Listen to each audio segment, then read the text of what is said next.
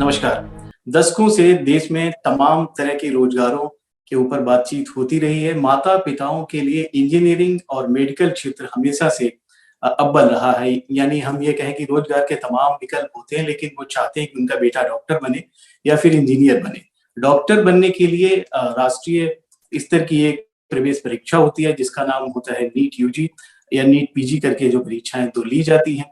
इनके लिए देश भर से लाखों छात्र आवेदन करते हैं। 2011 में ये आवेदन 10 लाख के आसपास थे, जो कि अब बढ़ के 18,72,000 पहुँच गए हैं 2022 में। नीट परीक्षा कठिन से कठिन होती चली जा रही है। नीट की जो सीटें हैं मेडिकल के लिए एमबीबीएस की, बीडीएस की या दूसरे मेडिकल कोर्सों की, वो ज़्यादा नहीं बढ़ी हैं उसके अनुपात में।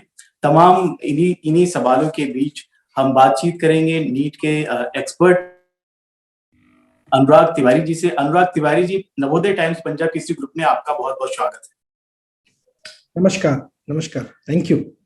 अनुराग जी, आप बहुत लंबे समय से जुड़े हुए हैं मेडिकल क्षेत्र में, छात्रों को कोचिंग से लेके हर चीज़ की आपने सुविधा मुहैया कराई हुई है। तो हम आपसे ये जानना चाहेंगे कि मेडिकल के लिए इस वर्ष 18 लाख से ज़्यादा बच्चों के पंजीकरण आए हैं। 17 जुलाई को ये परीक्षा होने वाली है, तो 1 महीना जो आखिर का बचा है, उसमें छात्र किस तरह की तैयारी करें कि वो कॉम्पिटिशन को निकाल ले? क्योंकि मेडिकल की सीटें बहुत ज़्यादा होती नहीं है, आपको भी मालूम है। और हमारे यहाँ अभी इतने संसाधन नहीं है कि हम मेडिकल की बहुत ज़्यादा सीटें रख सकें, लेकिन पिछले वर्षों के अंतराल में ज़रूर कुछ सीटों में इजाफा होता रहा है। अनुराग जी। जी, बिल्कुल आपने बहुत सही कहा। आज 17 जून है, तो बिल्कुल 1 महीना है, 17 जुलाई को एग्जाम है। तो इस 1 महीने का सदुपयोग होना, सही तरीके से उपयोग होना, प्लानिंग के साथ उपयोग होना बहुत महत्वपूर्ण है। और इस समय को छात्र जिस तरीके से यूटिलाइज करेंगे, वही डिसाइड करेगा कि 17 जुलाई को वो कैसा परफॉर्म करने वाले हैं, किस प्रकार का उनका पेपर जाएगा।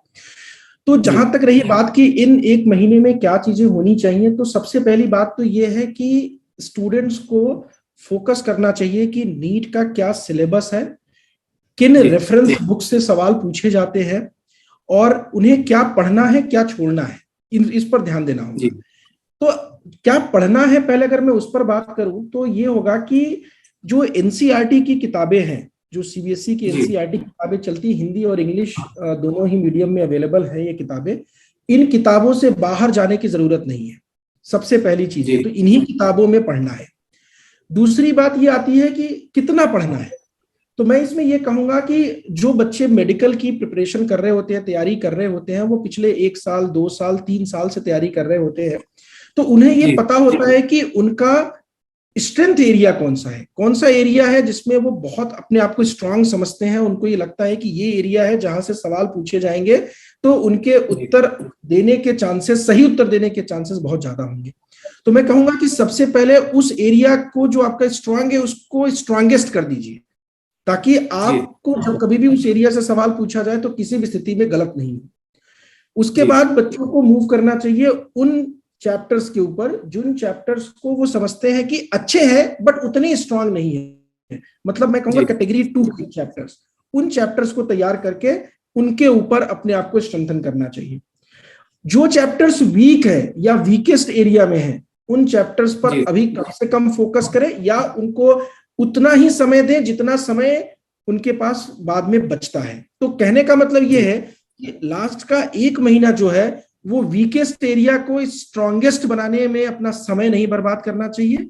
स्ट्रॉन्गर एरिया जो इसको स्ट्रॉन्गेस्ट बनाइए, जो एवरेज गुड एरिया है उसको स्ट्रॉन्ग बनाइए, वहां से आप अच्छा परफॉर्मेंस ला पाएंगे।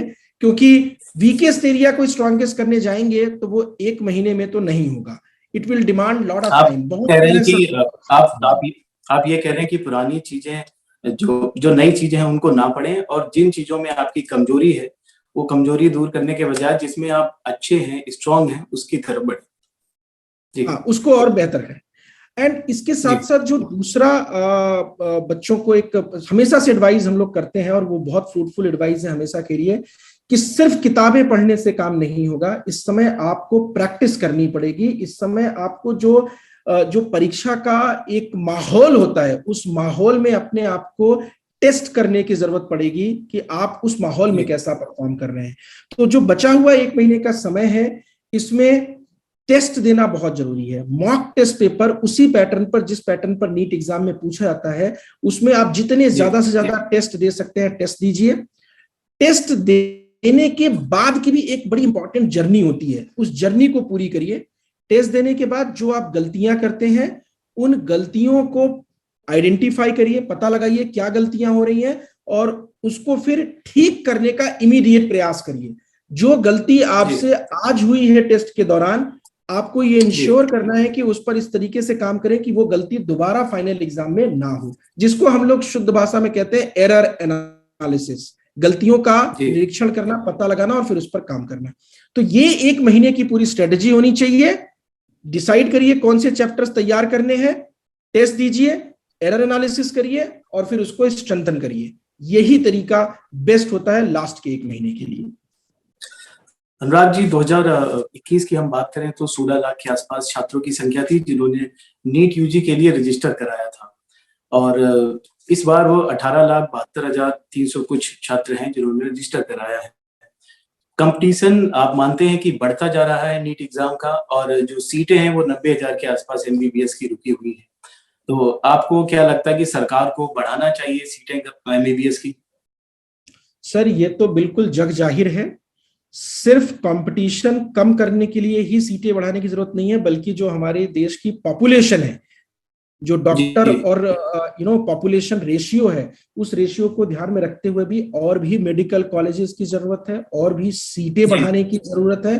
तो ये तो बिल्कुल जग जाहिर है कि ये चीज करने की जरूरत है। और मुझे जहां तक लगता है कि पिछले 3-4 सालों में कुछ डेवलपमेंट भी हुआ है, कुछ सीटें बढ़ी हैं, बट वो सीटें जो बढ़ी हैं वो इतनी नहीं बढ़ी है जो जरूरतों को पूरी कर दे।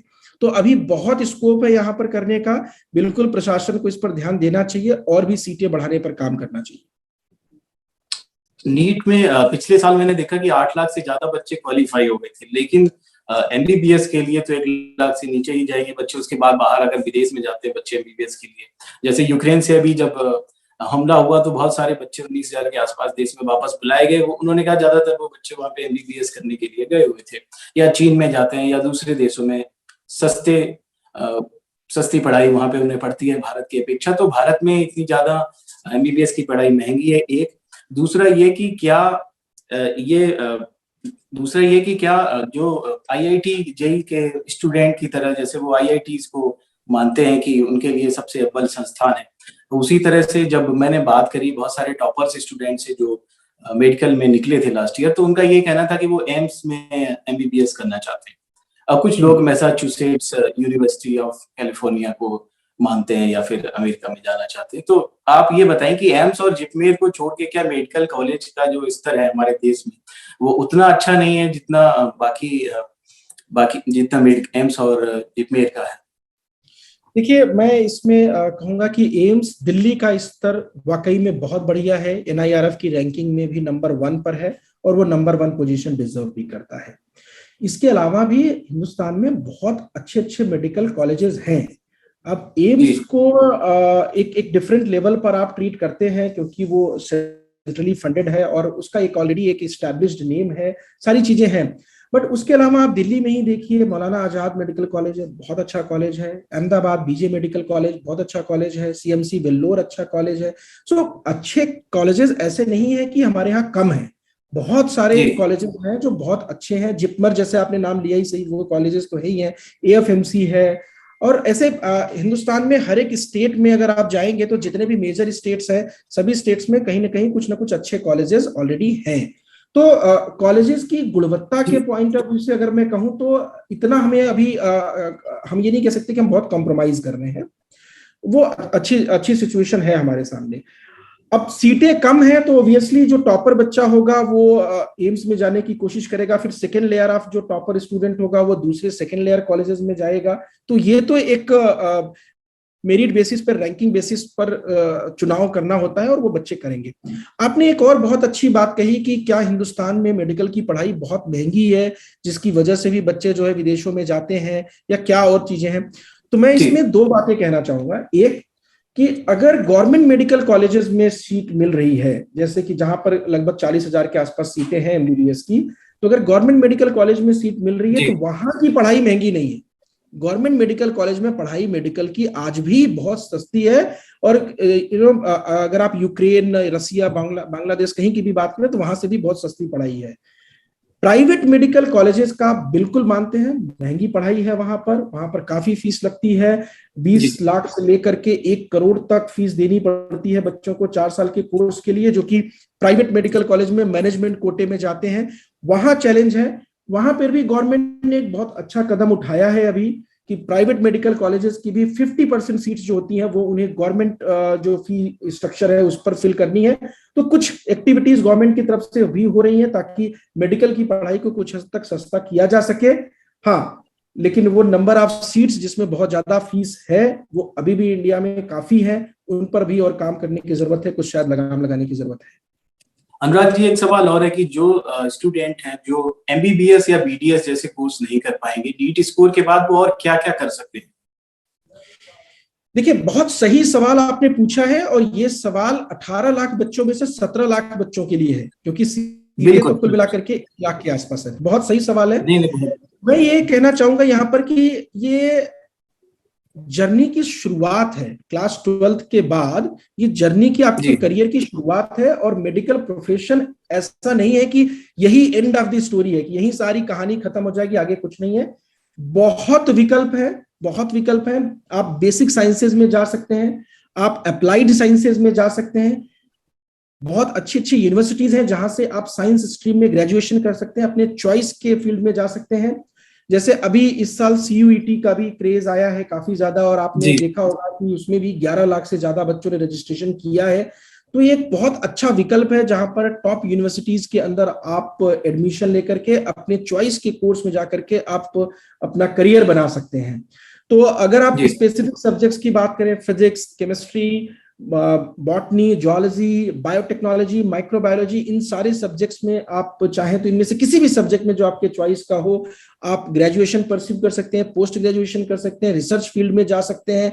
आप ग्रेजुएशन करने के बाद और भी डिफरेंट एग्जाम्स होते हैं, कॉम्पिटिटिव एग्जाम्स होते हैं, जिनमें आप अपीयर करना चाहते हैं तो कर सकते हैं। साइंस के अलावा अगर आप दूसरे फील्ड में जाना चाहते हैं, आप कॉमर्स में जाना चाहते हैं, बिजनेस एडमिनिस्ट्रेशन में जाना चाहते हैं, वो भी सारे ऑप्शंस आपके लिए खुले हैं। सो ऑप्शंस की कमी नहीं है, बस आपको ये देखना है कि आप कहां पर जाना चाहते हैं, आपकी चॉइस क्या है, आपकी पैशन क्या है। फार्मेसी कोर्सेज में जा सकते हैं, प्रोफेशनल कोर्सेज में अगर आप जाना चाहते हैं तो चॉइसेस हैं बहुत, और आपको बस ये तलाशना है कि आपका पैशन कहाँ है और आप उसमें मूव कर सकते हैं। बायोलॉजी से जो छात्र 12वीं करके आते हैं उनके लिए बायोटेक्नोलॉजी जैसे आपने कहा, इसके अलावा भी बहुत सारे दरवाजे खुलते हैं, तो वो क्या क्या है जो जिस छात्र ने बायोलॉजी से किया है 12वीं और नीट में उसका सिलेक्शन नहीं हुआ, नीट में उसके अंक नहीं आए, तो वो और क्या क्या नौकरी कर सकता है? बिल्कुल, बायोलॉजी से पढ़ाई आपने 11वीं 12वीं की है, आप केमिस्ट्री में जा सकते हैं, आप बायोलॉजी में जा सकते हैं, आप अप्लाइड साइंसेज में बायोटेक्नोलॉजी में जा सकते हैं, आप माइक्रोबायोलॉजी में जा सकते हैं, जेनेटिक्स से रिलेटेड कोर्सेज होते हैं आप उनमें जा सकते हैं, बायोमेडिकल साइंसेज में जा सकते हैं। ये सब अप्लाइड साइंस के कोर्सेज हैं जिनमें आप अपना करियर परस्यू कर सकते हैं। इसके अलावा फार्मेसी, अगर आप प्रोफेशनल कोर्स की बात करें तो आप फार्मेसी में भी जा सकते हैं। और अगर आप साइंस स्ट्रीम से हटना चाहते हैं तो बायोलॉजी या मैथमेटिक्स से पढ़ाई किए हुए स्टूडेंट्स के लिए ह्यूमैनिटीज के भी रास्ते खुलते हैं, कॉमर्स के भी रास्ते खुलते हैं, आप उसमें भी अपना एजुकेशन परस्यू कर सकते हैं। जी, मैं ये कहूंगा कि जो इस वर्ष परीक्षा होने जा रही है, आपका जो अनुमान है उसके मुताबिक उसकी कट ऑफ क्या रहने वाली है? तैयारी छात्रों को किस तरह से करनी होगी जी जो वो उस कट ऑफ तक पहुंचे? जी, मेडिकल एंट्रेंस एग्जाम में कट ऑफ 3 प्रकार के होते हैं। जी, पहला प्रकार जिसमें आप कहते हैं कि वो काउंसलिंग के लिए एलिजिबल हो जाते हैं, जैसा आपने थोड़ी देर पहले कहा था कि लगभग 8 lakh student last year qualify हुए थे, तो एक कट ऑफ वो होता है जिसमें आप क्वालिफाई हो जाते हैं, और वो क्वालिफाई होने का बहुत ज्यादा इंपॉर्टेंस नहीं है, इसलिए मैं उस पर बहुत ज्यादा बात नहीं करना चाहूंगा। दूसरा कट ऑफ होता है कि आप जो सेंट्रल काउंसलिंग होती है, जो एमसीसी करती है, ऑल इंडिया के 15% सीटें फिल करने के लिए सभी स्टेट्स की, सभी कॉलेजेस की, तो वो 15% सीटें फिल करने के लिए जो एक सेंट्रल काउंसलिंग होती है वो एक काउंसलिंग होती है। वो उसका कट ऑफ काफी ऊपर रहता है। कई बार अगर जनरल कैटेगरी के लिए मैं बात करूं तो 600 से ज्यादा नंबर जनरली होने चाहिए, तभी आपको इस सेंट्रल कोटे से 15% जो सीटें हैं उनमें आपको ऑल इंडिया काउंसलिंग में जगह मिल पाती है। तो वो भी एक टफ क्राइटेरिया होता है। बट जिस चीज पर स्टूडेंट को सबसे ज्यादा फोकस करना चाहिए वो है 85% स्टेट कोटा सीट्स। हर एक स्टेट का 85% जो स्टेट कोटा सीट होता है उसकी कट ऑफ क्या जाती है उसको दिमाग में रख करके तैयारी करनी चाहिए। वो हर स्टेट के लिए अलग अलग होता है, काफी रेंज होती है उसकी। जैसे अगर आप दिल्ली के लिए बात करें तो जनरल कैटेगरी के लिए 620 625 नंबर कम से कम स्कोर करें, तब वो दिल्ली स्टेट कोटा से उनको सीट मिलने के फेयर चांसेस होते हैं, जो कि 85% में होता है। लेकिन इसी के पैरेलल अगर कोई स्टूडेंट कर्नाटका से बिलोंग करता है तो 500 नंबर भी उसको जनरल कैटेगरी में इनफ होंगे, जिससे कि उसको कर्नाटका स्टेट के अंदर 85% स्टेट कोटा जो है उसके अंदर सीट मिल सकती है। गोवा के अंदर अलग है, केरला के अंदर अलग है, मध्य प्रदेश के अंदर अलग है। तो ये इन्हीं रेंज में होता है। तो अगर मैं एक मोटा मोटी ये कहना चाहूं कि 500 से लेकर के 650 के बीच में, 500 नंबर से लेकर के 650 नंबर के बीच में ये state wise cut off very करती है। लेकिन आपको अपने स्पेसिफिक स्टेट के पॉइंट ऑफ व्यू से देखना पड़ेगा कि आपके स्टेट में 85% कोटे के लिए क्या कट ऑफ जाती है। बहुत सारे छात्रों ने अभी मांग की है, सोशल मीडिया पर ये स्टूडेंट्स की तरफ से सवाल है कि नीट एग्जाम को थोड़ा पोस्टपोन किया जाए, क्योंकि उस समय कुछ और भी परीक्षाएं जैसे सीयूईटी और दूसरी परीक्षाएं हो रही है।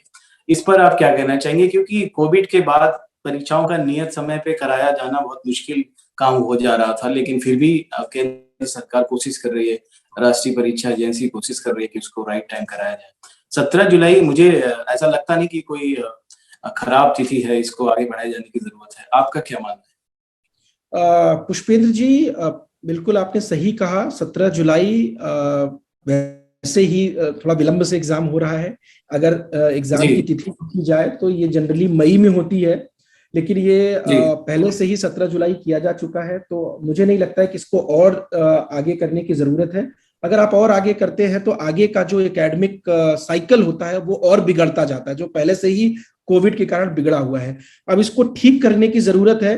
तो केंद्र सरकार ने जो फैसला लिया है कि वो 17 जुलाई को करना चाहते हैं, ये बहुत सही है, इसी पे होना चाहिए। रही बात सीयूईटी की, तो एक बात तो श्योर है कि सीयूईटी और नीट की डेट कभी क्लैश नहीं करने वाली है, क्योंकि दोनों ही परीक्षाएं एनटीए ही कराएगी, तो क्लैश नहीं होगा। पहला और दूसरा सप्ताह जुलाई का निर्धारित किया गया है सीयूईटी के लिए। तो इस सप्ताह में ही अगर परीक्षा हो गई तो सीधी सी बात है कि नीट उसके बाद तीसरे हफ्ते में है, तो कोई बहुत बड़ा चैलेंज नहीं आने वाला यहाँ पर। और अगर इस समय नहीं भी हुआ एग्जाम, तब भी नीट की परीक्षा के साथ में सीयूईटी बिल्कुल क्लैश नहीं करेगा, ये 100% श्योर है। तो चिंता करने की जरूरत नहीं है।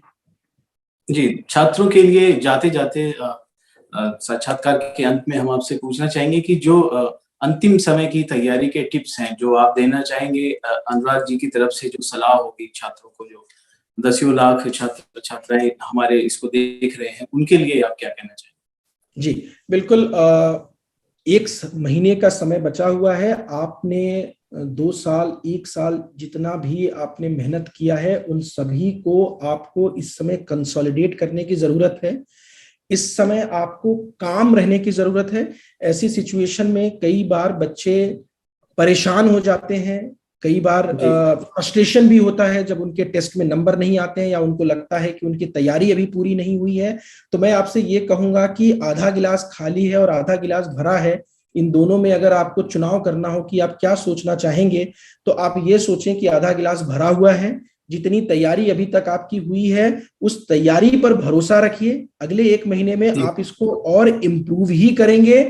और सच्चे मन से एक बार अगर आपने सोच लिया है कि आप इस एग्जाम में परफॉर्म करेंगे और आपकी अगर ये मेहनत जो आपने अभी तक की है अगर वो सही डायरेक्शन में रही है, तो बिल्कुल आप करेंगे। आप अपने ऊपर भरोसा रखिए और एग्जाम के दिन किसी भी प्रकार का कोई प्रेशर मत लीजिए, किसी भी प्रकार का कोई प्रेशर, किसी भी तरीके का कुछ अपने आप से एक्सपेक्टेशन भी मत रखिएगा। आप जितनी तैयारी करके जाते हैं आप जाइए और फाइनल एग्जाम के दिन अपना बेस्ट दीजिए।